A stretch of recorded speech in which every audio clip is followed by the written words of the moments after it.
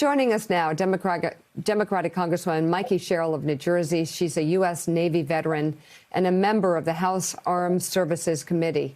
And she's spent the past few months working to ensure that a peaceful transfer of power does indeed happen in January. We'll start right there. You understand the importance of a peaceful transfer, but what's happening, for example, in the Department of Defense alone is concerning because every time a job changes, a lot of information sort of gets lost in a vacuum. How concerned are you that this transfer may be very difficult? Well, Mika, I think you've laid out the problem very well. These kind of transfers are critically important.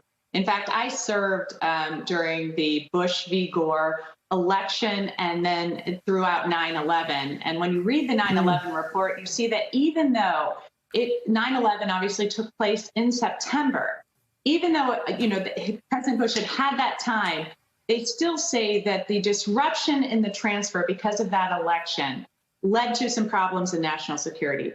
So here we are with President-elect Biden obviously winning this election. I think at this point he's got 5 million more votes than President Trump. He's won the Electoral College, and yet still you don't see the transfer going on. And this is just another example to me of how this president continues to abdicate his responsibilities to the country in favor of settling personal scores and for personal petty reasons. Mike Barnigold. Congresswoman, to call the new acting Secretary of Defense inexperienced is kind of a charitable way to begin this conversation. But there's a lot on the table over at the Pentagon, as you know. There's potential arms sales to Middle Eastern countries that really don't need many more arms. There are troop withdrawals that you've referenced, either in Syria, Afghanistan, Iraq, perhaps a reshuffling of troops in order to weaken NATO. We don't know what will happen there.